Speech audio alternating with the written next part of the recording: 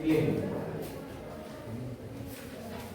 France ಕ್ರಾಂತಿಯ ತರುವಾಯದಲ್ಲಿ ಯುರೋಪಿನಲ್ಲಿ ಮತ್ತೊಂದು ನಿರಂಕುಶ ವ್ಯಕ್ತಿಯ ಆಳ್ವಿಕೆ ಪ್ರಾರಂಭವಾಯಿತು.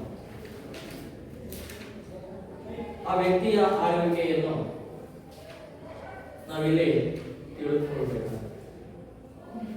ಅಷ್ಟೇ ಅಲ್ಲದೆ ಆ ನಿರಂಕುಶ ಪ್ರಭುವಾಗಿ ಯಾವ ರೀತಿಯಾದಂತಹ ಸಾಧನೆಗಳನ್ನು ಅವನು ಫ್ರಾನ್ಸಿನ ಜನತೆಗೆ ನೀಡಿದ ಎನ್ನುವಂತಹ ಸಂಗತಿಯನ್ನು ಕೂಡ ನಾವಿಲ್ಲಿ ಅಧ್ಯಯನ ಮಾಡಬೇಕು. ಅದಕ್ಕಿಂತಲೂ ಪೂರ್ವದಲ್ಲಿ ಭಾರತದ ಯುವ ಸಂತ ಸ್ವಾಮಿ ವಿವೇಕಾನಂದರು ಒಂದು ಮಾತನ್ನು ಹೇಳ್ತಾರೆ. ಏನಪ್ಪ ಅಂದ್ರೆ, ಮೊದಲು ನಿಮ್ಮನ್ನು ನೀವು ಜಯಿಸಿ, ಆಗ ಮಾತ್ರ ಇಡೀ ಜಗತ್ತನ್ನೇ ಜಯಿಸಬಹುದು ಎನ್ನುವಂತಹ ಮಾತನ್ನು ಯಾರು ಹೇಳ್ತಾರೆ? ಸ್ವಾಮಿ ವಿವೇಕಾನಂದರು ಹೇಳ್ತಾರೆ.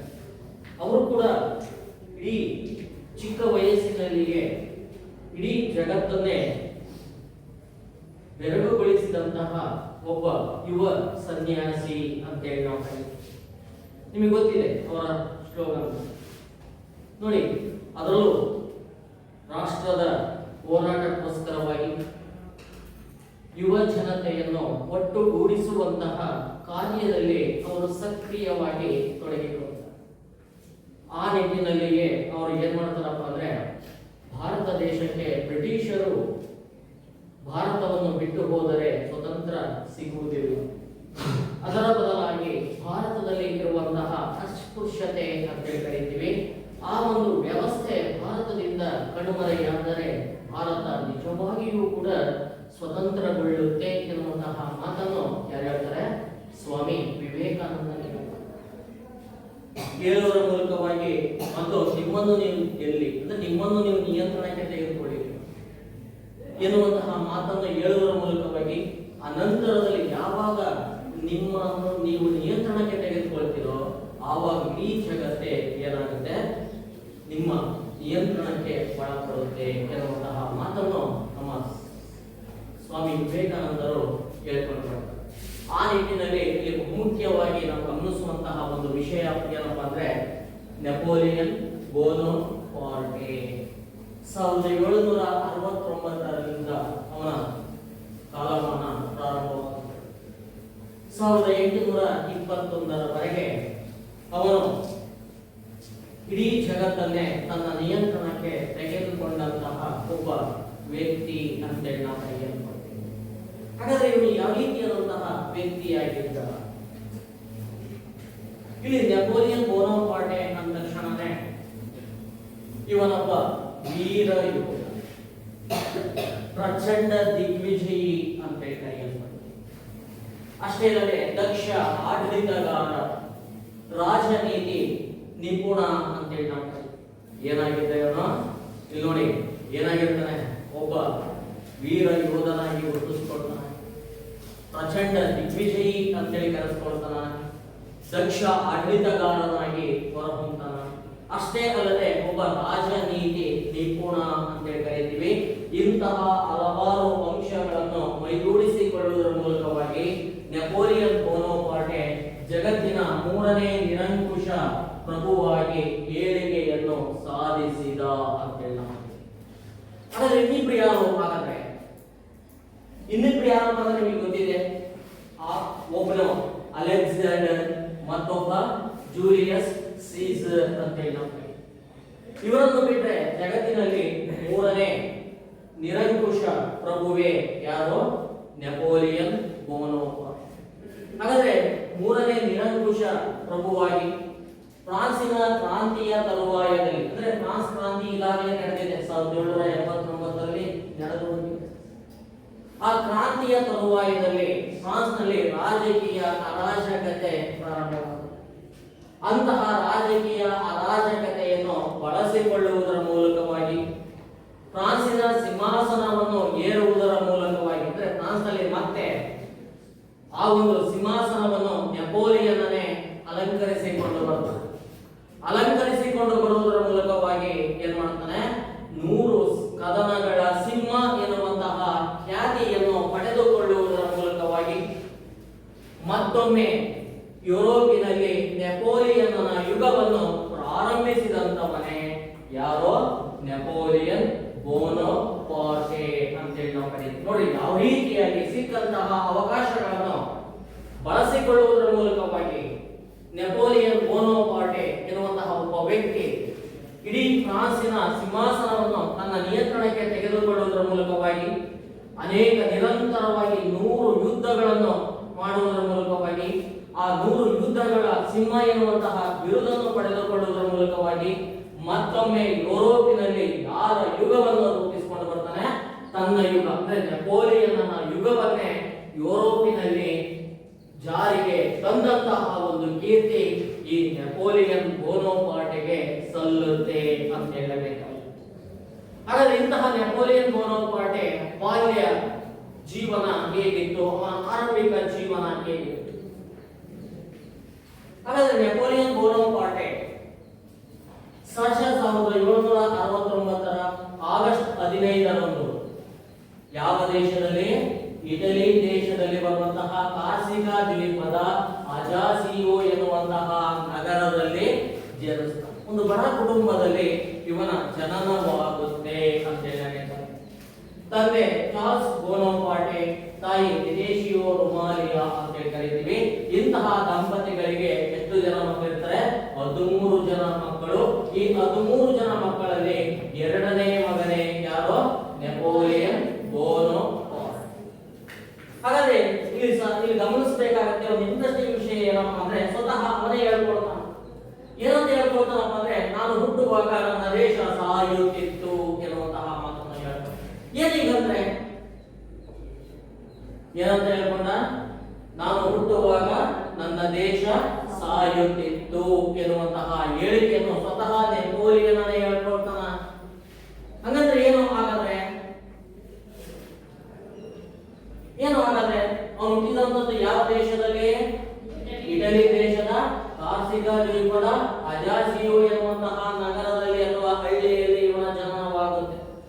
ಯಾವಾಗ ಜನಿಸ್ತಾನೆ? 1769ರಲ್ಲಿ ಇವನ ಜನನವಾಗುತ್ತೆ. ಆದರೆ ಈ ದೇಶದಲ್ಲಿ ಹುಟ್ಟಿದಂತಹ ನೆಪೋಲಿಯನ್ ಎಲ್ಲಿ ಸಿಂಹಾಸನವನ್ನು ಅಲಂಕರಿಸಿಕೊಂಡು ಬರ್ತಾನೆ? ಫ್ರಾನ್ಸ್ ದೇಶದಲ್ಲಿ. ಅಂದ್ರೆ ಫ್ರಾನ್ಸ್ ಕ್ರಾಂತಿಯ ಅರಾಜಕತೆಯನ್ನು ಬಳಸಿಕೊಂಡು ಫ್ರಾನ್ಸ್ನ ಸಿಂಹಾಸನವನ್ನು ಏರಿದಂತವನೇ ನೆಪೋಲಿಯನ್ ಅಂತ ಹೇಳಿ ಕರೆಯುತ್ತೆ. ಹಾಗಾಗಿ 1769ರಲ್ಲಿ ಇಟಲಿ ದೇಶದ ಜಿನಿವಾದಲ್ಲಿ ಬರುವಂತಹ ಈ ಕಾರ್ಸಿಕಾ ಎನ್ನುವಂತಹ ದ್ವೀಪವನ್ನು ಜಿನಿವಾ ಯಾವ ದೇಶಕ್ಕೆ ಮಾರಾಟ ಮಾಡುತ್ತೆ? ಫ್ರಾನ್ಸ್ ದೇಶಕ್ಕೆ ಮಾರಾಟ ಮಾಡಿಕೊಂಡು ಬರುತ್ತೆ. ಆ ಕಾರಣದಿಂದಾಗಿ ಮೂಲತಃ ಇಟಲಿ ದೇಶಕ್ಕೆ ಸೇರಿದಂತಹ ನೆಪೋಲಿಯನ್ ಅನಂತರದಲ್ಲಿ ಯಾವ ದೇಶದ ಪ್ರಜೆ ಆಗ್ತಾನೆ? ಫ್ರಾನ್ಸ್ ದೇಶಕ್ಕೆ ಸೇರ್ತಾನೆ. ಹಂಗಂದ್ರೇನು? ಇಲ್ಲಿ ಈ ಒಂದು ಕಾರ್ಸಿಕಾ ದ್ವೀಪವನ್ನು ಈ ಜಿನಿವಾ ಅಥವಾ ಇಟಲಿ ಯಾವ ದೇಶಕ್ಕೆ ಮಾರಾಟ ಮಾಡುತ್ತೆ?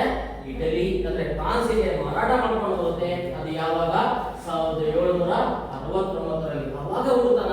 ಅವನು ಹುಟ್ಟಿದ ತಕ್ಷಣ ಏನಾಗುತ್ತೆ? ಅವನ ದೇಶ ಸಾಯುತ್ತೆ. ಅಂದ್ರೆ ಆ ಇಟಲಿ ದೇಶವನ್ನು ಅವನು ತೊರೆದು ಯಾವ ದೇಶದವನಾಗ್ತಾನೆ? ಫ್ರಾನ್ಸ್ ದೇಶದವನಾದ ಅಂತ ಹೇಳಲಾಗುತ್ತದೆ. ಹಾಗಾದ್ರೆ ಈ ರೀತಿಯಾಗಿ ಇನ್ನೇನು ಅಧಿಕೃತವಾಗಿ ಕಾರ್ಸಿಕಾ ದ್ವೀಪವನ್ನು ಫ್ರಾನ್ಸ್ ದೇಶ ಕೊಂಡುಕೊಳ್ಳುತ್ತೆ. ಕೊಂಡುಕೊಂಡಂತಹ ಸಂದರ್ಭದಲ್ಲಿ ಏನಾಗುತ್ತೆ? ಇಲ್ಲಿ ಕಾರ್ಸಿಕಾ ದ್ವೀಪ ಫ್ರಾನ್ಸ್ನ ಒಂದು ಭಾಗವಾಗುತ್ತೆ. ಹಾಗಾಗಿ ಅವನು ಫ್ರಾನ್ಸ್ ದೇಶದಲ್ಲಿಯೇ ತನ್ನ ಮುಂದಿನ ಜೀವನವನ್ನು ಕಳೆಯಬೇಕಾಗುತ್ತೆ. ಆ ನಿಟ್ಟಿನಲ್ಲಿ ನೆಪೋಲಿಯನ್ ಏನ್ ಮಾಡ್ತಾನಪ್ಪ ಅಂದ್ರೆ, ಬ್ರಿಯನ್ನೆ ಮತ್ತು ಪ್ಯಾರಿಸ್ ಅಂತ ಕರೀತಾರೆ. ಈ ಬ್ರಿಯನ್ನೆ ಮತ್ತು ಪ್ಯಾರಿಸ್ ಗಳಲ್ಲಿ ಬರುವಂತಹ ಮಿಲಿಟರಿ ಶಾಲೆಗಳನ್ನು ಸೇರ್ತಾನೆ. ಸೇರುವುದರ ಮೂಲಕವಾಗಿ ಆ ಒಂದು ಮಿಲಿಟರಿ ಶಿಕ್ಷಣವನ್ನು ನೆಪೋಲಿಯನ್ ಪಡೆದುಕೊಳ್ಳುವುದರ ಮೂಲಕವಾಗಿ ಅಲ್ಲಿಗೆ ಸಿಕ್ಕಂತಹ ಸಮಯದಲ್ಲಿ ಅನೇಕ ದಾರ್ಶನಿಕರ ತತ್ವಜ್ಞಾನದಿಂದ ಪ್ರಭಾವಿತಗೊಳ್ತಾನ. ಅದರಲ್ಲಿ ಯಾರ ತತ್ವಜ್ಞಾನವನ್ನು ಅಧ್ಯಯನ ಮಾಡ್ತಾನಪ್ಪ ಅಂದ್ರೆ, ಅಲ್ಲಿ ಫ್ರಾನ್ಸ್ನ ರೂವಾರಿ ಅಂದ್ರೆ ಫ್ರಾನ್ಸ್ ಕ್ರಾಂತಿಯ ರೂವಾರಿಗಳಾದಂತಹ ಯಾರೋ ರೂಸೋ ವಾಲ್ಟೇರ್ ಇರ್ಬೋದು ಮತ್ತು ಮಾಂಟೆಸ್ಕೋ ಅಂತೇಳಿ ನಾವು ಕರೀತೀವಿ. ಇಂತಹ ಮಹಾನ್ ವ್ಯಕ್ತಿಗಳ ತತ್ವಜ್ಞಾನವನ್ನು ಆಳವಾಗಿ ಅಧ್ಯಯನ ಮಾಡುವುದರ ಮೂಲಕವಾಗಿ ಅವರ ಆದರ್ಶಗಳಿಂದ ಅವರ ತತ್ವಜ್ಞಾನದಿಂದ ಪ್ರಭಾವಿತನಾಗಿ ಏನ್ ಮಾಡ್ತಾನೆ, ಬ್ರಿಯನೆ ಮತ್ತು ಪ್ಯಾರಿಸ್ ನಲ್ಲಿ ತನ್ನ ಮಿಲಿಟರಿ ಶಿಕ್ಷಣವನ್ನು ಪೂರ್ಣಗೊಳಿಸಿದ ಅಂತ ಹೇಳಿದ್ದಾರೆ. ಹಾಗಾದ್ರೆ ಈ ರೀತಿಯಾಗಿ ತನ್ನ ಮಿಲಿಟರಿ ಶಿಕ್ಷಣವನ್ನು ಪೂರ್ಣಗೊಳಿಸಿದ ತರುವಾಯದಲ್ಲಿ ನೆಪೋಲಿಯನ್ನ ಏಳಿಗೆ ಪ್ರಾರಂಭವಾಗುತ್ತೆ. ಹಾಗಾದ್ರೆ ಈ ನೆಪೋಲಿಯನ್ ಎನ್ನುವಂತಹ ವ್ಯಕ್ತಿ ಯಾವ ರೀತಿಯಾಗಿ ತನ್ನ ಏಳಿಗೆಯನ್ನು ಸಾಧಿಸಿಕೊಂಡು ಬರ್ತಾನೆ? ಹಾಗಾದ್ರೆ ಯಾವ ರೀತಿಯಾಗಿ ನೆಪೋಲಿಯನ್ ತನ್ನ ಏಳಿಗೆಯನ್ನು ಸಾಧಿಸ್ತಾ ಬರ್ತಾನೆ ಫ್ರಾನ್ಸ್ ದೇಶದಲ್ಲಿ? ಇಲ್ಲಿ ಗಮನಿಸಬೇಕಾಗುತ್ತೆ. ಎಷ್ಟು ಜನ ಅವರ ತಂದೆ ತಾಯಿಗೆ ಮಕ್ಕಳು? 13 ಜನ ಮಕ್ಕಳಿದ್ದಾರೆ. 13ರಲ್ಲಿ ಎಷ್ಟನೇ ಮಗ? ಎರಡನೇ ಮಗನೇ ನೆಪೋಲಿಯನ್ ಬೋನೋಪಾರ್ಟೆ ಅಂತೇಳಿ ನಾವು ಕರೀತೀವಿ. ಹಾಗಾಗಿ ಇದು ಒಂದು ಬಡತನದ ಕುಟುಂಬವಾಗಿರುತ್ತೆ. ಆ ಕಾರಣದಿಂದಾಗಿ ನೆಪೋಲಿಯನ್ ಬೋನೋಪಾರ್ಟೆ ತನ್ನ 17ನೇ ವಯಸ್ಸಿನಲ್ಲಿಯೇ ಏನ್ ಮಾಡ್ತಾನೆ, ತನ್ನ ಸೈನಿಕ ವೃತ್ತಿಯನ್ನು ಪ್ರಾರಂಭಿಸಿಕೊಂಡು ಬಂದ ಅಂತೇಳಿ ಹೇಳ್ತಾರೆ. ಹಾಗಾದ್ರೆ ಯಾವ ವೃತ್ತಿಯನ್ನು ಅಲಂಕರಿಸ್ತಾನೆ 17ನೇ ವಯಸ್ಸಿನಲ್ಲಿ? ಹಾಗಾದ್ರೆ ಇಲ್ಲಿ 17ನೇ ವಯಸ್ಸಿನಲ್ಲಿ ನೆಪೋಲಿಯನ್ ಫ್ರಾನ್ಸ್ನ ರಾಜನಾದಂತಹ ಯಾರೋ 16ನೇ ಲೋಹಿಯ ಆಳ್ವಿಕೆಯ ಕಾಲ ಅಂತೇಳಿ ನಾವು ಕರೀತೀವಿ. ಇನ್ನು ಕ್ರಾಂತಿ ಸ್ಫೋಟಗೊಳ್ಳುತ್ತಿರುವಂತಹ ಸಂದರ್ಭ. ಅಲ್ಲಿ 16ನೇ ಲೋಹಿ ಆಡಳಿತವನ್ನು ಮಾಡ್ತಾ ಇರ್ತಾನೆ. ಆ 16ನೇ ಲೋಹಿಯ ಪಿರಂಗಿ ಪಡೆಯ ಲೆಫ್ಟ್ ಅಂದ್ರೆ ಇಲ್ಲಿ ಪ್ರಮುಖವಾಗಿ ನಾವು ಗಮನಿಸಬೇಕಾಗುತ್ತೆ ಏನಪ್ಪ ಅಂದ್ರೆ ಸಬ್ ಲೆಫ್ಟಿನೆಂಟ್ ಅಂತ ನಾವು ಕರೀತೀವಿ. ಆ ಸಬ್ ಲೆಫ್ಟಿನೆಂಟ್ ಹುದ್ದೆಯನ್ನು ಅಲಂಕರಿಸಿಕೊಂಡು ಬಂದ ಅಂತ ಹೇಳ್ತಾರೆ. ಅಂದ್ರೆ ಆ ಮಿಲಿಟರಿ ಅಂದ್ರೆ ಆ ಪಿರಂಗಿ ಪಡೆಯ ಸಾಮಾನ್ಯ ಸೈನಿಕ ಅಂತ ಕರೀತೀವಿ. ಅಂದ್ರೆ ಲೆಫ್ಟ್ ಇಲ್ಲಿ ಏನಾಗ್ತಾನೆ, ಇಲ್ಲಿ ಲೆಫ್ಟ್ ಅಂದ್ರೆ ಇಲ್ಲಿ ಸಬ್ ಲೆಫ್ಟಿನೆಂಟ್ ಆಗಿ ತನ್ನ ವೃತ್ತಿಯನ್ನು 17ನೇ ವಯಸ್ಸಿನಲ್ಲಿಯೇ ನೆಪೋಲಿಯನ್ ಪ್ರಾರಂಭಿಸಿಕೊಂಡು ಬರುವುದರ ಮೂಲಕವಾಗಿ ಏನ್ ಮಾಡ್ತಾನೆ, ತನ್ನ ಜೀವನವನ್ನು ಪ್ರಾರಂಭಿಸಿದ ಅಂತ ಹೇಳಬೇಕಾಗುತ್ತೆ. ಹೀಗಿರುವಾಗ 1789ರಲ್ಲಿ ಫ್ರಾನ್ಸ್ ಕ್ರಾಂತಿ ಅಂತ್ಯಗೊಳ್ಳುತ್ತೆ. ಯಾವಾಗ ಫ್ರಾನ್ಸ್ನ ಕ್ರಾಂತಿ ಅಂತ್ಯಗೊಳ್ಳುತ್ತೋ ಆವಾಗ ಫ್ರಾನ್ಸ್ನಲ್ಲಿ ಗಣರಾಜ್ಯ ಅಧಿಕಾರಕ್ಕೆ ಬಂತು. ಆ ಗಣರಾಜ್ಯದ ಆಡಳಿತವನ್ನು ನೋಡಿಕೊಳ್ಳುವುದಕ್ಕೋಸ್ಕರವಾಗಿ 5 ಜನ ಡೈರೆಕ್ಟರಿಗಳು ಅಂತ ಹೇಳ್ತಾರೆ.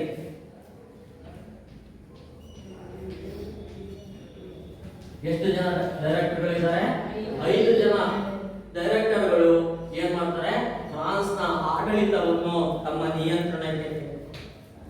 ಯಾವಾಗ ಇವರು ಈ ಒಂದು ಆಡಳಿತವನ್ನು ತಮ್ಮ ನಿಯಂತ್ರಣಕ್ಕೆ ತೆಗೆದುಕೊಂಡ್ರೋ ಆವಾಗ ಇಲ್ಲಿ ಡೈರೆಕ್ಟರಿ ಸರ್ಕಾರದ ರೂಪೆ ಕಟಾಕ್ಷೆಗೆ ಯಾರು ಒಳಗಾಗ್ತಾರೆ? ನೆಪೋಲಿಯನ್ ಬೋನೋಪಾರ್ಟೆ ಒಳಗಾಗ್ತಾರೆ. ಯಾವ ರೀತಿಯಾಗಿ ಒಳಗಾಗ್ತಾರಪ್ಪ ಅಂದ್ರೆ ಇಲ್ಲಿ ನಾವು ಗಮನಿಸಬೇಕಾಗುತ್ತೆ. 1793ರಲ್ಲಿ ಇಂಗ್ಲೆಂಡ್ ದೇಶ ಪ್ರಮುಖ ಬಂದರಾದಂತಹ ಟೌಲಾನ್ ಬಂದರು ಅಂತ ಹೇಳಿ ಕರೀತೀವಿ. ಈ ಟೌಲಾನ್ ಬಂದರಿಗೆ ಯಾವ ದೇಶ ಮುತ್ತಿಗೆಯನ್ನು ಹಾಕುತ್ತೆ? ಇಂಗ್ಲೆಂಡ್ ದೇಶ ಮುತ್ತಿಗೆಯನ್ನು ಹಾಕುತ್ತೆ. ಇಂತಹ ಸಂದರ್ಭದಲ್ಲಿ ನೆಪೋಲಿಯನ್ ಬೋನೋಪಾರ್ಟೆ ತನ್ನ ಒಂದು ಭೌತಿಕ ಶಕ್ತಿಯನ್ನು ಬಳಸಿಕೊಳ್ಳುವುದರ ಮೂಲಕವಾಗಿ ಏನ್ ಮಾಡ್ತಾನೆ, ಇಂಗ್ಲೆಂಡಿನ ಮುತ್ತಿಗೆಯನ್ನು ವಿಫಲಗೊಳಿಸ್ತಾನೆ. ಯಾವಾಗ ವಿಫಲಗೊಳಿಸ್ತಾನೋ ಆವಾಗ ಈ ಡೈರೆಕ್ಟರಿ ಸರ್ಕಾರ ಇವನ ಕಟಾಕ್ಷಕ್ಕೆ ಒಳಗಾಗುವುದರ ಮೂಲಕವಾಗಿ ಕೇವಲ ಇಲ್ಲಿ ಏನಾಗಿರ್ತಾನೆ, ಲೆಫ್ಟಿನೆಂಟ್ ಆಗಿ ಹುದ್ದೆಯನ್ನು ಅಲಂಕರಿಸಿಕೊಂಡು ಬಂದಿರ್ತಾನೆ. ಆದ್ರೆ ಈ ಒಂದು ಕಾರ್ಯದಿಂದಾಗಿ ಡೈರೆಕ್ಟರಿ ಸರ್ಕಾರ ಏನ್ ಮಾಡುತ್ತೆ, ಫ್ರಾನ್ಸ್ ನಲ್ಲಿ ಈತನನ್ನು ಬ್ರಿಗೇಡಿಯರ್ ಹುದ್ದೆಗೆ ಬಡ್ತಿಯನ್ನು. ಯಾವ ಹುದ್ದೆಯನ್ನು ಅಲಂಕರಿಸ್ತಾನೆ? ಈ ಒಂದು ಕಾರ್ಯದಿಂದಾಗಿ ಯಾವ ಹುದ್ದೆಯನ್ನು ಅಲಂಕರಿಸಿದ? ಬ್ರಿಗೇಡಿಯರ್ ಎನ್ನುವಂತಹ ಸೈನಿಕ ಹುದ್ದೆಯನ್ನು ಅಲಂಕರಿಸುವುದರ ಮೂಲಕವಾಗಿ ಏನಾಗ್ತಾನೆ, ಇಲ್ಲಿ ಸೈನಿಕ ವೃತ್ತಿಯಲ್ಲಿಗೆ ಬಡ್ತಿಯನ್ನು ಪಡೆದುಕೊಳ್ಳುತ್ತಾ ಸ್ವ ಏಳಿಗೆಯನ್ನು ನೆಪೋಲಿಯನ್ ಸಾಧಿಸುತ್ತಾ ಸಾಗಿದ ಅಂತ ಹೇಳಬೇಕಾಗಿದೆ. ಇದೇ ಸಂದರ್ಭದಲ್ಲಿ 1795ರಲ್ಲಿ ಫ್ರಾನ್ಸ್ ನಲ್ಲಿ ಡೈರೆಕ್ಟರಿ ಸರ್ಕಾರದ ವಿರುದ್ಧ ದಂಗೆಗಳು ಪ್ರಾರಂಭವಾಗುತ್ತವೆ. ಏನ್ ಪ್ರಾರಂಭವಾದವು ಫ್ರಾನ್ಸ್ ನಲ್ಲಿ? ಹಾಗಾದ್ರೆ ಡೈರೆಕ್ಟರಿ ಸರ್ಕಾರದ ವಿರುದ್ಧವಾಗಿ ಫ್ರಾನ್ಸ್ ನಲ್ಲಿ ಜನತಾ ದಂಗೆಗಳು ಪ್ರಾರಂಭವಾಗ್ತವೆ. ಯಾಕೆಂದ್ರೆ ಕ್ರಾಂತಿಯ ಉದ್ದೇಶಗಳನ್ನು ಈಡೇರಿಸುವಲ್ಲಿ ಈ ಡೈರೆಕ್ಟರಿ ಸರ್ಕಾರ ವಿಫಲವಾಗಿರುತ್ತೆ. ಆ ಕಾರಣದಿಂದಾಗಿ ಅಲ್ಲಿನ ಜನತೆ ಈ 1795ರಲ್ಲಿ ಮತ್ತೆ ಫ್ರಾನ್ಸ್ನಲ್ಲಿ ಕ್ರಾಂತಿಯನ್ನು ಅಥವಾ ದಂಗೆಯನ್ನು ಪ್ರಾರಂಭಿಸಿಕೊಂಡು ಬರ್ತಾರೆ. ಇಂತಹ ದಂಗೆಯನ್ನು ಅಡಗಿಸುವುದರ ಮೂಲಕವಾಗಿ ಫ್ರಾನ್ಸ್ನಲ್ಲಿ ಟೆರಿಟರಿ ಸರ್ಕಾರವನ್ನು ಏನ್ ಮಾಡ್ತಾನೆ ಕಾಪಾಡಿಕೊಂಡು ಬಂದಂತಹ ಒಂದು ಕೀರ್ತಿ ನೆಪೋಲಿಯನ್ನನಿಗೆ ಸಲ್ಲುತ್ತೆ. ಯಾವಾಗ ಈ ರೀತಿಯಾಗಿ ಟೆರಿಟರಿ ಸರ್ಕಾರವನ್ನು ಕಾಪಾಡಿಕೊಂಡು ಬಂದೋ ಈ ಒಂದು ಘಟನೆಯಿಂದಾಗಿ ಟೆರಿಟರಿ ಸರ್ಕಾರ ಏನ್ ಮಾಡುತ್ತೆ ಬ್ರಿಗೇಡಿಯರ್ ಹುದ್ದೆಯಿಂದ ಸೈನ್ಯದ ಮಹಾದಂಡ ನಾಯಕರನ್ನಾಗಿ ನಿಯೋಜಿಸಿಕೊಂಡು ಬರುತ್ತೆ. ಹಾಗಾದ್ರೆ ಏನಾಗಿ ಇಲ್ಲಿ ಹುದ್ದೆಯನ್ನು ಅಲಂಕರಿಸಿಕೊಂಡು ಬರ್ತಾನೆ ಒಂದು ಸೈನ್ಯದ ಮಹಾ ದಂಡ ನಾಯಕನಾಗಿ ನೆಪೋಲಿಯನ್ 1795ರಲ್ಲಿ ತನ್ನ ಹುದ್ದೆಯನ್ನು ಅಲಂಕರಿಸುವುದರ ಮೂಲಕವಾಗಿ 1798ರ ಇಟಲಿ ದಂಡಯಾತ್ರೆಗೆ ಒಂದು ಸೈನ್ಯಕ್ಕೆ ಇವನನ್ನೇ ದಂಡ ನಾಯಕನನ್ನಾಗಿ ನೇಮಿಸಿ ಡೈರೆಕ್ಟರಿ ಸರ್ಕಾರ ಆದೇಶವನ್ನು ಹೊರಡಿಸುತ್ತೆ. ಈ ರೀತಿಯಾಗಿ ನೆಪೋಲಿಯನ್ ಹಂತವಾಗಿ ತನ್ನ ಜೀವನದಲ್ಲಿ ಸಿಕ್ಕಂತಹ ಅವಕಾಶಗಳನ್ನು ಬಳಸಿಕೊಳ್ಳುವುದರ ಮೂಲಕವಾಗಿ ಉನ್ನತವಾದಂತಹ ಹುದ್ದೆಯನ್ನು ಅಲಂಕರಿಸಿದ ಅಂತೇಳಿ ಕಾಯುತ್ತೆ. ಇದೇ ಸಮಯದಲ್ಲಿ ಏನ್ ಮಾಡ್ತಾನಪ್ಪ ಅಂದ್ರೆ ಶ್ರೀಮಂತ ವಿಧವೆಯಾದಂತಹ ಜೋಸಫೈನ್ ಎನ್ನುವಂತಹ ಮಹಿಳೆಯನ್ನು ವಿವಾಹವಾಗಿಕೊಂಡು ತನ್ನ ಜೀವನವನ್ನು ಸುಧಾರಿಸಿಕೊಂಡ ಅಂತೇಳಿ ಕಳೆಯುತ್ತೆ. ಈ ರೀತಿಯಾಗಿ ನೆಪೋಲಿಯನ್ ತನ್ನ ಜೀವನದಲ್ಲಿ ಏನ್ ಮಾಡಿದ ಏಳಿಗೆಯನ್ನು ಸಾಧಿಸಿದ ಅಂತೇಳಿ ಹಾಗಾದ್ರೆ ಈ ರೀತಿಯಾಗಿ ಏಳಿಗೆಯನ್ನು ಸಾಧಿಸಿದ ನೆಪೋಲಿಯನ್ನ ದಿಗ್ವಿಜಯಗಳು ಹೇಗಿದ್ದಾವೆ? ಹಾಗಾದ್ರೆ ಯಾವ್ಯಾವ ದಿಗ್ವಿಜಯಗಳನ್ನು ಕೈಗೊಂಡು ಹೋಗ್ತಾನೆ ನೆಪೋಲಿಯನ್?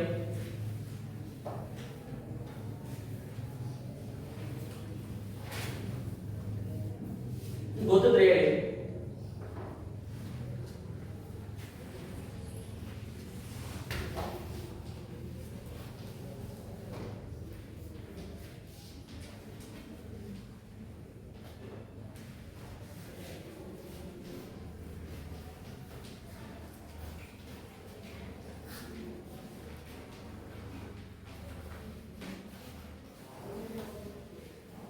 ಯಾವುದರ ಮೇಲೆ ಆಕ್ರಮಣ? ಇಟಲಿಯ ಮೇಲೆ ಆಕ್ರಮಣ 1796-97 ಅಂತೇಳಿ ನಾವು ಏನಾಗುತ್ತೆ ಇಟಲಿಯ ಮೇಲೆ ಏಕೆ ಆಕ್ರಮಣವನ್ನು ಮಾಡ್ತಾನ? ಇಲ್ಲಿ ಯುರೋಪಿನಲ್ಲಿ ನಾವು ಗಮನಿಸಬೇಕಾಗುತ್ತೆ ಫ್ರಾನ್ಸ್ನ ವಿರುದ್ಧವಾಗಿ ಅನೇಕ ರಾಷ್ಟ್ರಗಳು ಏನ್ ಮಾಡ್ತಾ ಇದ್ದಾವೆ ಒಕ್ಕೂಟವನ್ನು ರಚಿಸಿಕೊಂಡು ಫ್ರಾನ್ಸ್ನ ವಿರುದ್ಧವಾಗಿ ತಮ್ಮ ಆಕ್ರೋಶವನ್ನು ವ್ಯಕ್ತಪಡಿಸಿಕೊಂಡು ಬಂದುವು ಅಂತ ಹೇಳಬೇಕಾಗಿದೆ. ಹಾಗಾಗಿ ಇಲ್ಲಿ ಯುರೋಪಿನಲ್ಲಿ ಏನ್ ಪ್ರಾರಂಭವಾಗುತ್ತೆ? ಮೊದಲನೇ ಒಕ್ಕೂಟ ಪ್ರಾರಂಭವಾಗುತ್ತೆ. ಹಾಗಾದ್ರೆ ಮೊದಲನೇ ಒಕ್ಕೂಟದಲ್ಲಿ ಯುರೋಪಿನ ಯಾವ ಯಾವ ರಾಷ್ಟ್ರಗಳು ಸೇರಿಕೊಂಡು ಈ ಒಂದು ಫ್ರಾನ್ಸ್ ದೇಶದ ವಿರುದ್ಧವಾಗಿ ತಮ್ಮ ನಿಲುವನ್ನು ವ್ಯಕ್ತಪಡಿಸಿಕೊಂಡು ಬರ್ತವೆ. ಹಾಗಾದ್ರೆ ಯಾವ್ಯಾವ ರಾಷ್ಟ್ರಗಳಿದಾವ ಮೊದಲನೇ ಒಕ್ಕೂಟದಲ್ಲಿ ಅಂದ್ರೆ ಇಲ್ಲಿ ಬಹುಮುಖ್ಯವಾಗಿ ನಾವು ಗಮನಿಸಬೇಕಾಗುತ್ತೆ. ಒಂದೇದು ಇಂಗ್ಲೆಂಡ್ ಅಂತ ಹೇಳ್ತಾರೆ. ಯಾವ ರಾಷ್ಟ್ರ ಬರುತ್ತೆ ಮೊದಲನೇ ಒಕ್ಕೂಟದಲ್ಲಿ? ಇಂಗ್ಲೆಂಡ್ ಇದೆ, ರಷ್ಯಾ ಬರುತ್ತೆ ಮತ್ತು ಆಸ್ಟ್ರಿಯಾ ಅಂತ ಹೇಳಿ ನಾವು ಕರೀತೀವಿ. ಹಾಗಾದ್ರೆ ಯಾವ ಯಾವ ರಾಷ್ಟ್ರಗಳು ಒಟ್ಟುಗೂಡಿ ಮೊದಲನೇ ಒಕ್ಕೂಟವನ್ನು ರಚನೆ ಮಾಡಿಕೊಳ್ತವೆ ಯುರೋಪಿನಲ್ಲಿ? ಇಂಗ್ಲೆಂಡ್, ರಷ್ಯಾ ಮತ್ತು ಆಸ್ಟ್ರಿಯಾ ಎನ್ನುವಂತಹ ಯುರೋಪಿನ 4 ರಾಷ್ಟ್ರಗಳು ಒಟ್ಟುಗೂಡುವುದರ ಮೂಲಕವಾಗಿ ಏನ್ ಮಾಡಿದ್ವು? ಫ್ರಾನ್ಸಿನ ವಿರುದ್ಧವಾಗಿ ಮೊದಲನೇ ಒಕ್ಕೂಟವನ್ನು ರಚನೆ ಮಾಡಿಕೊಂಡು ಬಂದುವು ಅಂತ ಹೇಳ್ತಾರೆ. ಹಾಗಾದ್ರೆ ಈ ಒಂದು ಒಕ್ಕೂಟ ರಚನೆ ಆದ ಮೇಲೆ ಈ ಒಕ್ಕೂಟದ ರಾಷ್ಟ್ರಗಳು ಏನ್ ಮಾಡ್ತವೆ? 1796ರಲ್ಲಿ ಯಾವ ದೇಶದ ಮೇಲೆ ದಾಳಿಯನ್ನು ಪ್ರಾರಂಭಿಸಿಕೊಂಡು ಬರ್ತವೆ? ಫ್ರಾನ್ಸ್ ದೇಶದ ಮೇಲೆ ತಮ್ಮ ಆಕ್ರಮಣವನ್ನು ಅಥವಾ ಯುದ್ಧವನ್ನು ಸಾರಿದವು ಅಂತ ಹೇಳಬೇಕಾಗಿದೆ. ಈಗಿರುವಾಗ ಈ ಯುದ್ಧದಲ್ಲಿ ನೆಪೋಲಿಯನ್ ಏನ್ ಮಾಡ್ತಾನಪ್ಪ ಅಂದ್ರೆ ಈ ಒಕ್ಕೂಟ ರಾಷ್ಟ್ರದಲ್ಲಿ ಬರುವಂತಹ ಪ್ರಮುಖ ರಾಷ್ಟ್ರ ಅಂದ್ರೆ ಫ್ರಾನ್ಸ್ನ ನೆರೆಯ ರಾಷ್ಟ್ರಗಳು ಅಂತ ಹೇಳಿ ಕರೀತೀವಿ. ಅದರಲ್ಲಿ ಆಸ್ಟ್ರಿಯಾ ಇಲ್ಲಿ ಬಹುಮುಖ್ಯವಾಗಿ ಬರುತ್ತೆ.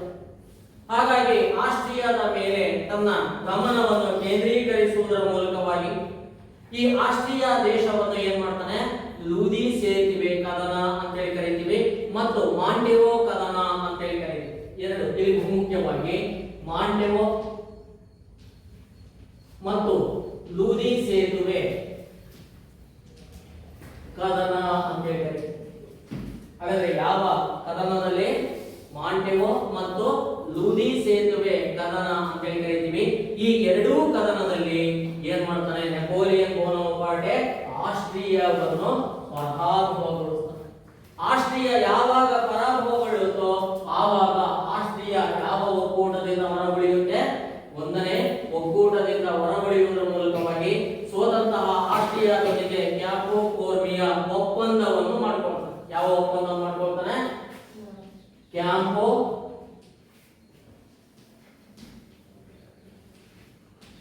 ಈ ಫೋರ್ಮಿಯೋ ಒಪ್ಪಂದವನ್ನು ಮಾಡಿಕೊಳ್ಳುವುದರ ಮೂಲಕವಾಗಿ ಆಸ್ಟ್ರಿಯಾವನ್ನು ಸಂಪೂರ್ಣವಾಗಿ ತನ್ನ ನಿಯಂತ್ರಣಕ್ಕೆ ತೆಗೆದುಕೊಂಡ ಅಂತೇಳಿ ನಮಗೆ ಬರೆಯುತ್ತೆ.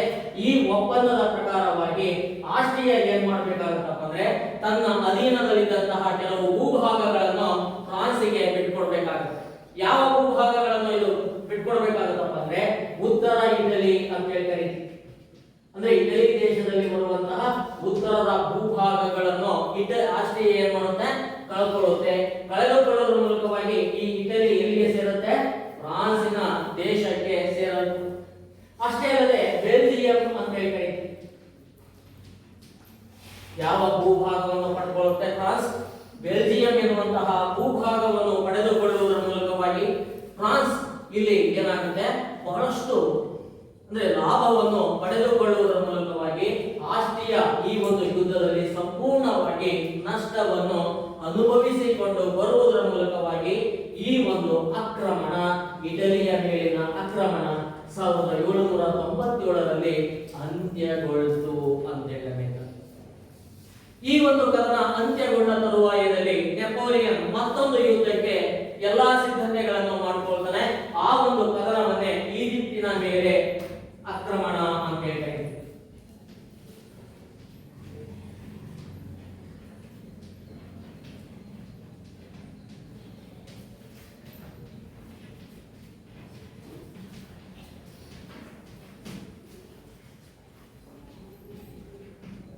ಯಾವ ಆಕ್ರಮಣಕ್ಕೆ ಸಿದ್ಧತೆ ಮಾಡ್ಕೊಳ್ತಾನೆ? ಈಜಿಪ್ಟಿನ ಮೇಲೆ ಆಕ್ರಮಣ. ಇದನ್ನೇ ನಾವು ಈಜಿಪ್ಟಿನ ದಂಡಯಾತ್ರೆ ಅಂತ ಹೇಳಿ ಕರಿತೀವಿ. 1798ರಲ್ಲಿ ಈ ಒಂದು ಆಕ್ರಮಣವನ್ನು ಪ್ರಾರಂಭಿಸಿಕೊಂಡರು.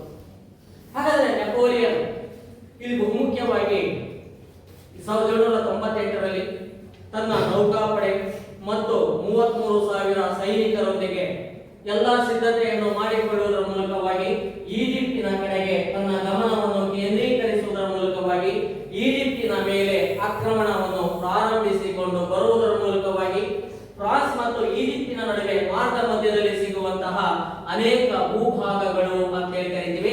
ಅದರಲ್ಲಿ ಮಾಲ್ವಾ ಇರುವುದು ಮತ್ತೆ ಅಲೆಕ್ಸಾಂಡ್ರಿಯಾ ಅಂತ ಹೇಳಿ ಕರಿತೀವಿ.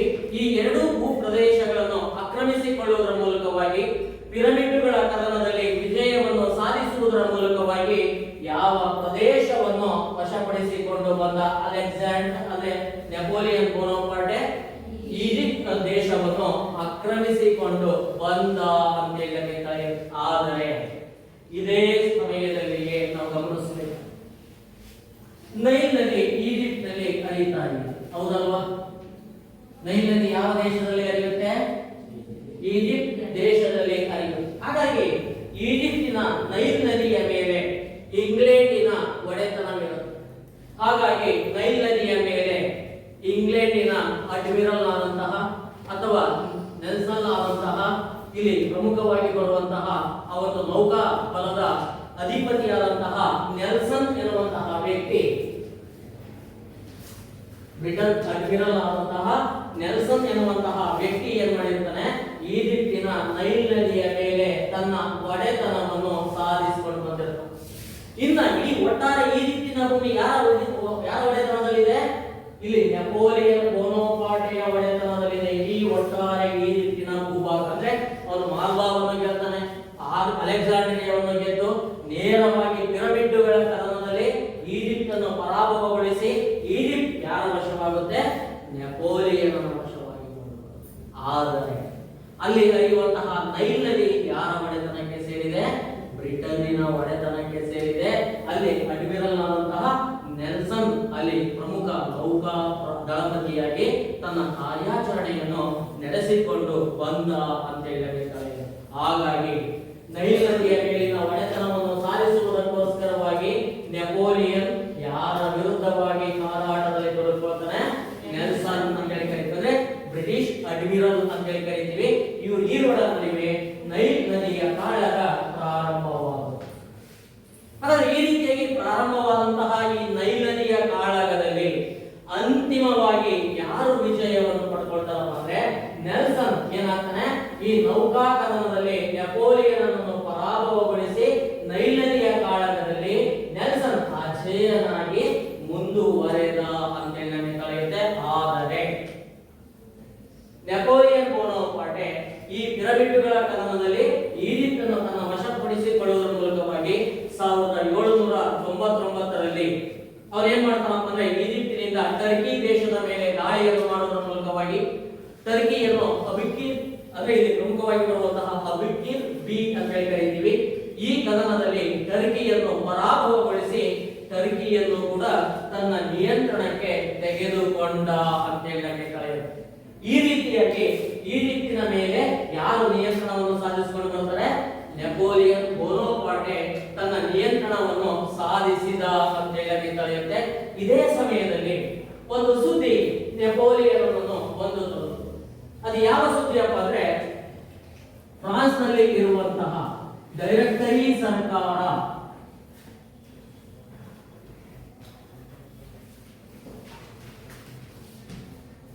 ಈ ಡೈರೆಕ್ಟರಿ ಸರ್ಕಾರ ಪತನವಾಗುತ್ತಿದೆ ಎನ್ನುವಂತಹ ಒಂದು ಸುದ್ದಿ ಯಾರಿಗೆ ಬಂದು ಮುಟ್ಟುತ್ತೆ? ನೆಪೋಲಿಯನ್ಗೆ ಬಂದು ಮುಟ್ಟುತ್ತೆ. ಯಾವಾಗ ಈ ಸುದ್ದಿ ಅವನಿಗೆ ಬಂದು ಮುಟ್ಟುತ್ತೋ ಆವಾಗ ಅವನೇನ್ ಮಾಡ್ತಾನೆ, ಈಜಿಪ್ಟಿನ ದಂಡಯಾತ್ರೆಯ ಸಂಪೂರ್ಣವಾದಂತಹ ಜವಾಬ್ದಾರಿಯನ್ನು ಕ್ಲೇಬರ್ ಎನ್ನುವಂತಹ ವ್ಯಕ್ತಿಗೆ ವಹಿಸಿಕೊಡುವುದರ ಮೂಲಕವಾಗಿ ಅಲ್ಲಿಂದ ನೇರವಾಗಿ ನೆಪೋಲಿಯನ್ ಯಾವ ದೇಶಕ್ಕೆ ಹಿಂದಿರುತ್ತಾನೆ? ಫ್ರಾನ್ಸ್ ದೇಶಕ್ಕೆ ಹಿಂದಿರುಗುವುದರ ಮೂಲಕವಾಗಿ ಏನ್ ಮಾಡ್ತಾನಪ್ಪ ಅಂದ್ರೆ ಡೈರೆಕ್ಟರಿ ಸರ್ಕಾರವನ್ನು ವಜಾಗೊಳಿಸುವುದರ ಮೂಲಕವಾಗಿ ಫ್ರಾನ್ಸ್ ನಲ್ಲಿ ಕಾನ್ಸಲ್ ಸರ್ಕಾರವನ್ನು ಸ್ಥಾಪಿಸಿಕೊಂಡು ಬಂದ ಅಂತ ಹೇಳಬೇಕಾಗಿದೆ. ಏನಿದು ಕಾನ್ಸಲ್ ಸರ್ಕಾರ? 1799ರಿಂದ 1804ರ ನಡುವಣ ಅವಧಿಯಲ್ಲಿ ಫ್ರಾನ್ಸ್ ನಲ್ಲಿ ಒಂದು ಡೈರೆಕ್ಟರಿ ಸರ್ಕಾರ ಪತನಗೊಳ್ಳುವುದರ ಮೂಲಕವಾಗಿ ಯಾವ ಸರ್ಕಾರ ಪ್ರಾರಂಭವಾಗುತ್ತೆ? ಕಾನ್ಸಲ್ ಸರ್ಕಾರ ಪ್ರಾರಂಭವಾಗಿಕೊಂಡು ಬಂತು ಅಂತ ಹೇಳಬೇಕಾಗಿದೆ. ಹಾಗಾದ್ರೆ ಏನಾಗಿರುತ್ತೆ? ನೆಪೋಲಿಯನ್ ಈಜಿಪ್ಟಿನ ದಂಡಯಾತ್ರೆಯ ಸಂದರ್ಭದಲ್ಲಿ ಫ್ರಾನ್ಸ್ನ ಡೈರೆಕ್ಟರಿ ಸರ್ಕಾರಕ್ಕೆ ಯಾವ ಘಟನಾಕ್ರಮ ಬಂದು ಒದಗುತ್ತೆ? ಇಲ್ಲಿ ಏನಾಗುತ್ತಪ್ಪ ಅಂದ್ರೆ ಈ ಡೈರೆಕ್ಟರಿ ಸರ್ಕಾರದಲ್ಲಿ ಎಷ್ಟು ಜನ ಪ್ರತಿನಿಧಿಗಳಿದ್ದಾರೆ? ಎಷ್ಟು ಜನ ಇದ್ದಾರೆ? 5 ಜನ ಸದಸ್ಯರನ್ನು ಒಳಗೊಂಡಂತಹ ಒಂದು ಸರ್ಕಾರ ಅಂತ ಹೇಳಿದ್ದಾರೆ. ಈಗ 5 ಜನ ಡೈರೆಕ್ಟರ್ಗಳ ನಡುವೆ ಇಲ್ಲಿ ಅಧಿಕಾರಕ್ಕೋಸ್ಕರವಾಗಿ ಒಳ ಜಗಳಗಳು ಪ್ರಾರಂಭವಾಗಿ ಕೊಂಡುಬರುತ್ತವೆ. ಏನ್ ಪ್ರಾರಂಭವಾಗುವಾಗಲೇ ಇಲ್ಲಿ ಅಧಿಕಾರ 5 ಜನಕ್ಕೂ ಬೇಕಾಗಿರುತ್ತೆ. ಆ ಒಂದು ಅಧಿಕಾರವನ್ನು ಪಡ್ಕೊಳ್ಳೋದಕ್ಕೋಸ್ಕರವಾಗಿ ಒಬ್ಬರು ಕಂಡ್ರೆ ಒಬ್ಬರಿಗೆ ಆಗದೇ ಇರುವಂತಹ ಸನ್ನಿವೇಶಗಳು ಫ್ರಾನ್ಸ್ ನಲ್ಲಿ ಪ್ರಾರಂಭವಾಗಿ ಕೊಂಡು ಬರುತ್ತವೆ. ಹಾಗಾಗಿ ಡೈರೆಕ್ಟರಿ ಸರ್ಕಾರ ಏನಾಗುತ್ತೆ? ಆಂತರಿಕವಾಗಿ ಅಂದ್ರೆ ಕಚ್ಚಾಟದಲ್ಲಿ ತೊಡಗಿಕೊಳ್ಳುತ್ತೆ. ಯಾವಾಗ ಆಂತರಿಕ ಕಚ್ಚಾಟದಲ್ಲಿ ತೊಡಗಿಕೊಳ್ಳುತ್ತೋ ಆವಾಗ ಏನಾಗುತ್ತೆ? ಭವಿಷ್ಯತ್ತಿನಲ್ಲಿ ಡೈರೆಕ್ಟರಿ ಸರ್ಕಾರ ಫ್ರಾನ್ಸ್ ನಲ್ಲಿ ಪತನವಾಗುವ ಎಲ್ಲಾ ಅಂಶಗಳು ಗೋಚರಿಸಿಕೊಂಡು ಬಂದವು ಅಂತ ಹೇಳಬೇಕಾಗಿದೆ. ಈಗಿರುವಾಗ ಈಜಿಪ್ಟಿನಿಂದ ನೇರವಾಗಿ ಫ್ರಾನ್ಸಿಗೆ ಬಂದಂತಹ ನೆಪೋಲಿಯನ್ ಏನ್ ಮಾಡ್ತಾನ? ಏನ್ ಮಾಡಿದ? ಹಾಗಾದ್ರೆ ಆ ಡೈರೆಕ್ಟರಿ ಸರ್ಕಾರದ ಒಳಜಗಳವನ್ನು ಪರಿಹರಿಸಿ ಮತ್ತೆ ಅವರನ್ನೇ ಅಧಿಕಾರಕ್ಕೆ ತರ್ತಾನ?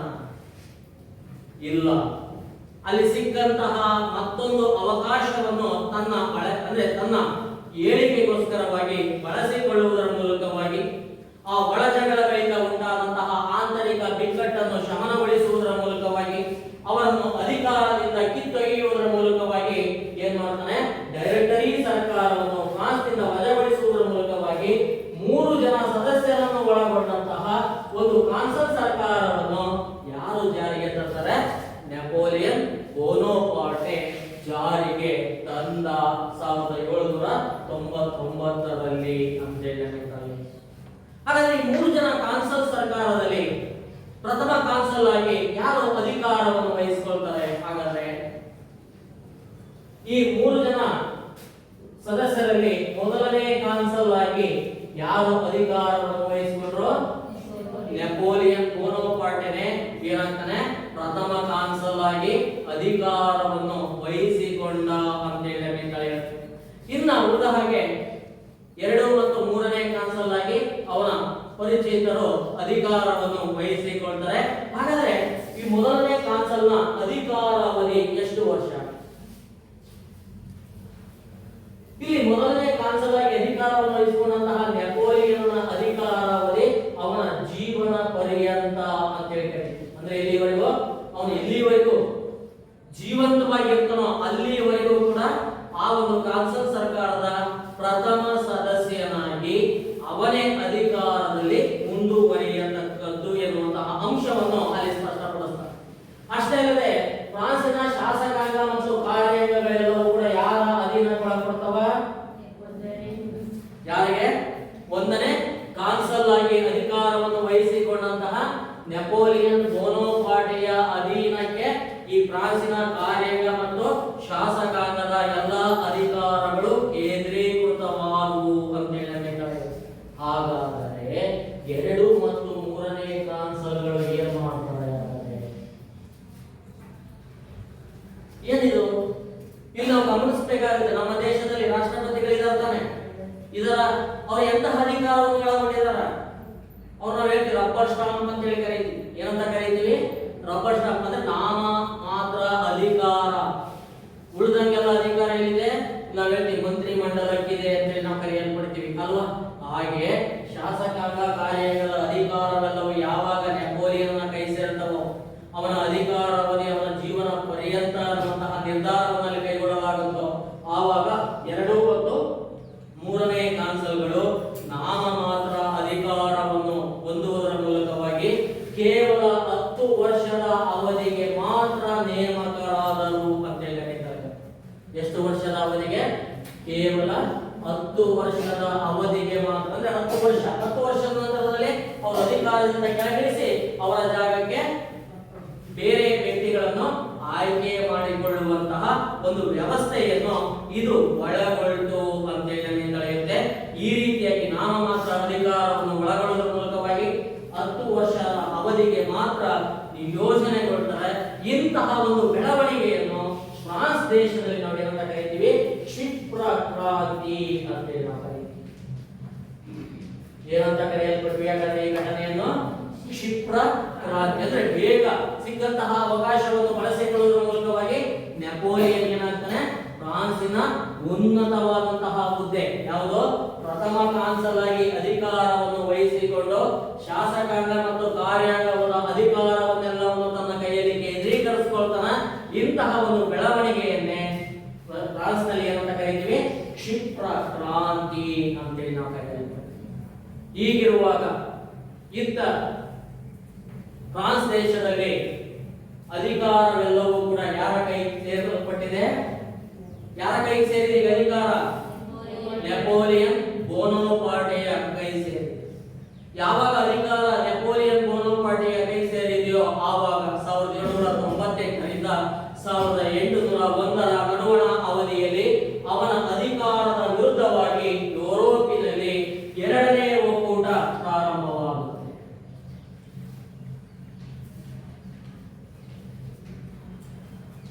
ಯಾರ ವಿರುದ್ಧವಾಗಿ ಪ್ರಾರಂಭವಾಯಿತು? 1798ರಿಂದ 1801ರ ನಡುವಣ ಅವಧಿಯಲ್ಲಿ ನೆಪೋಲಿಯನ್ನ ವಿರುದ್ಧವಾಗಿ ಏನಾಗುತ್ತೆ? ಯುರೋಪಿನ ಅನೇಕ ರಾಷ್ಟ್ರಗಳು ಒಂದು ಒಕ್ಕೂಟವನ್ನು ರಚನೆ ಮಾಡಿಕೊಂಡು ಬರ್ತವ. ಆ ಒಂದು ಒಕ್ಕೂಟವನ್ನೇ ನಾವೇನಂತ ಕರಿತೀವಿ? 2ನೇ ಒಕ್ಕೂಟ. ಹಾಗಾದ್ರೆ 2ನೇ ಒಕ್ಕೂಟದಲ್ಲಿ ಯಾವ್ಯಾವ ರಾಷ್ಟ್ರಗಳು ಬರ್ತವ? ಇಲ್ಲಿ ಮೊದಲನೇ ಒಕ್ಕೂಟ ನಾವು ನೋಡಿದ್ವಿ. ಮೊದಲನೇ ಒಕ್ಕೂಟದಲ್ಲಿ ಯಾವ್ಯಾವ ರಾಷ್ಟ್ರ ಇದೆ? ಇಂಗ್ಲೆಂಡ್, ರಷ್ಯಾ ಮತ್ತು ಆಸ್ಟ್ರಿಯಾ. ಆಸ್ಟ್ರಿಯಾ ಈಗಾಗಲೇ ಏನಾಗಿದೆ? ನೆಪೋಲಿಯನ್ ನಿಂದ ಮಾಂಟೆವೋ ಮತ್ತು ಲುಡಿ ಸೇತುವೆ ಕ್ರಮದಲ್ಲಿ ಸೋತು ಕ್ಯಾಪೋ ಫೋರ್ಮಿಯ ಒಪ್ಪಂದವನ್ನು ಮಾಡಿಕೊಂಡು ಉತ್ತರ ಇಟಲಿ ಮತ್ತು ಬೆಲ್ಜಿಯಂನ ಭೂಭಾಗಗಳನ್ನು ಫ್ರಾನ್ಸಿಗೆ ಬಿಟ್ಟುಕೊಟ್ಟಿದೆ. ಹಾಗಾಗಿ ಆಸ್ಟ್ರಿಯಾ ಈ ಒಂದು ಫ್ರಾನ್ಸ್ ನೆಪೋಲಿಯನ್ನ ಇಲ್ಲಿ ಸೂಕ್ಷ್ಮವಾಗಿ ಹೇಳಿದ್ದಾರೆ. ಆಸ್ಟ್ರಿಯಾ ನೆಪೋಲಿಯನ್ನ ಶತ್ರುನ ಮಿತ್ರ ಅಲ್ಲ, ಶತ್ರು. ಯಾಕೆಂದ್ರೆ ಈಗಾಗಲೇ ಅದು ಏನಾಗಿದೆ, ಪರಾಭವಗೊಂಡಿದೆ ಯುದ್ಧದಲ್ಲಿ. ನಿಮ್ಮನ್ನ ಯಾರಾದ್ರೂ ಸೋಲಿಸಿದ್ರೆ, ನಿಮ್ಮ ವಿರುದ್ಧವಾಗಿ ಯಾರಾದ್ರೂ ಕಿತಾಪತಿ ಮಾಡಿದ್ರೆ, ನಿಮ್ಮನ್ನ ಏನಾದ್ರು ಶಿಕ್ಷಿಸಿದ್ರೆ, ನೀವು ಸುಮ್ಮನೆ ಅವನ ಮಿತ್ರ, ಅವನ ಸ್ನೇಹಿತನಾಗಿ ಮಾಡ್ಕೊಳ್ತೀರಾ? ಅವನ್ ಏನ್ ಮಾಡ್ತೀರಾ? ಶತ್ರುವನ್ನಾಗಿ ನೋಡ್ತೀರಿ ಅಲ್ವಾ?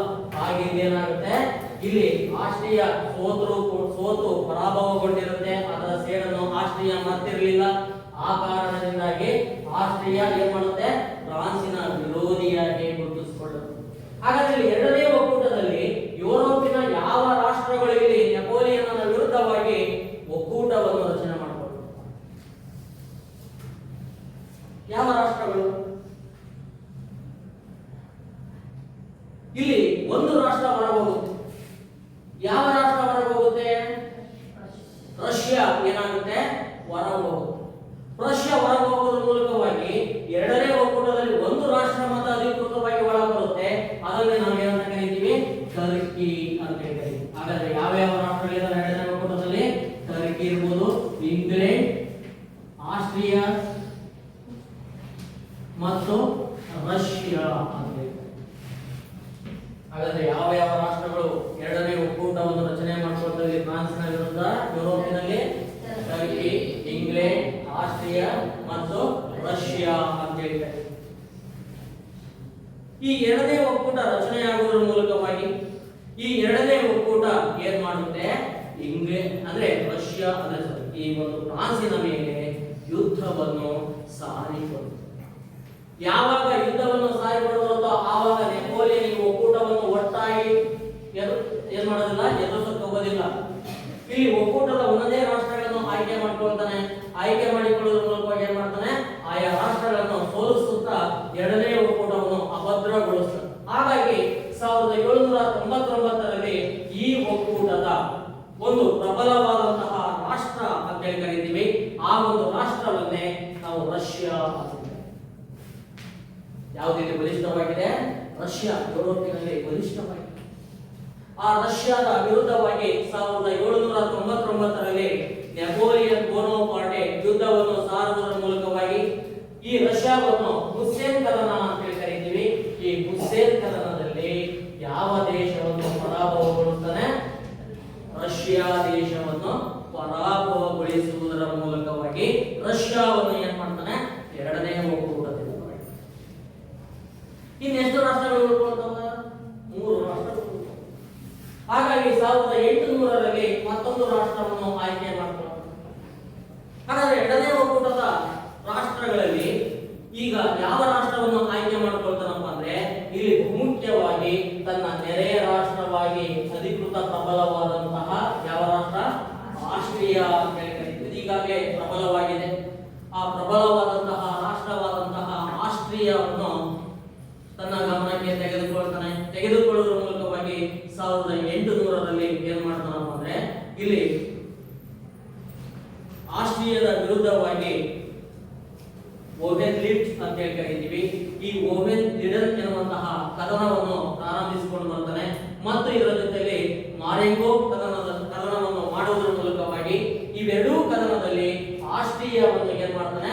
ಸಂಪೂರ್ಣವಾಗಿ ಪರಾಭವಗೊಳಿಸುವುದರ ಮೂಲಕವಾಗಿ ಸೋತಂತಹ ಆಸ್ಟ್ರಿಯಾದೊಂದಿಗೆ ಲುನೆವೆಲ್ಲೋ ಒಪ್ಪಂದಕ್ಕೆ ಸಹಿಯನ್ನು ಹಾಕಿಸ್ಕೊಳ್ತಾನೆ.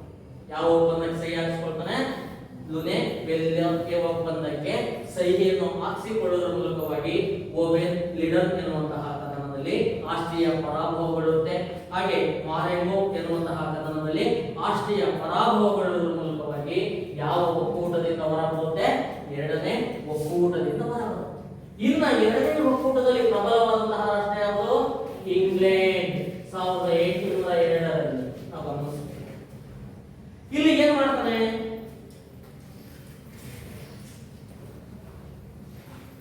ಇಂಗ್ಲೆಂಡಿನ ವಿರುದ್ಧವಾಗಿ ಯಾವುದೇ ಸೈನಿಕ ಕಾರ್ಯಾಚರಣೆಯನ್ನು ಅವನು ಕೈಗೊಳ್ಳೋದಿಲ್ಲ. ಯಾಕೆ ಕೈಗೊಳ್ಳೋದಿಲ್ಲ ಅಂದ್ರೆ, ಇಲ್ಲಿ ಇಟಲಿಯ ಅಂದ್ರೆ ಈಜಿಪ್ಟಿನ ಮೇಲೆ ದಾಳಿಯನ್ನು ಮಾಡಿದಂತಹ ಸಮಯದಲ್ಲಿ ನೈಲ್ ನದಿಯ ಕಾಳಗದಲ್ಲಿ ಯಾರಿಂದ ನೆಪೋಲಿಯನ್ ಪರಾಭವಗೊಂಡಿದ್ದಾನೆ? ನೆಲ್ಸನ್ ಎನ್ನುವಂತಹ ವ್ಯಕ್ತಿಯಿಂದ ಈಗಾಗಲೇ ಪರಾಭವಗೊಂಡಿದ್ದಾನೆ. ಅದನ್ನು ಅವನು ಮರ್ತಿರ್ಲಿಲ್ಲ. ಯಾಕೆಂದ್ರೆ ಅದು ಅವನ ನೌಕಾಶಕ್ತಿಯ ದೌರ್ಬಲ್ಯತೆಯನ್ನು ಎತ್ತಿತು. ಹಾಗಾಗಿ ಭೂಕಾಳಗದಲ್ಲಿ ಯಾರು ಪ್ರಬಲರಾಗಿದ್ದಾರೆ? ನೆಪೋಲಿಯನ್ ಪ್ರಬಲ. ಆದರೆ ನೌಕಾ ಕಾಳಗದಲ್ಲಿ ಅವನು ಏನಾಗಿದ್ದಾನೆ? ದುರ್ಬಲನಾಗಿದ್ದಾನೆ. ಇಂಗ್ಲೆಂಡ್ ನೌಕಾ ಕದನದಲ್ಲಿ ಬಲಿಷ್ಠವಾಗಿದೆ. ಹಾಗಾಗಿ ಕಡಲ ರಾಣಿ ಎನ್ನುವಂತಹ ಬಿರುದನ್ನು ಇಂಗ್ಲೆಂಡ್ ಪಡೆದುಕೊಂಡಿದೆ ಅಂತ ಹೇಳ್ತಾರೆ. ಆ ಕಾರಣದಿಂದಾಗಿ ಅವನು ಏನ್ ಮಾಡ್ತಾನಪ್ಪ ಅಂದ್ರೆ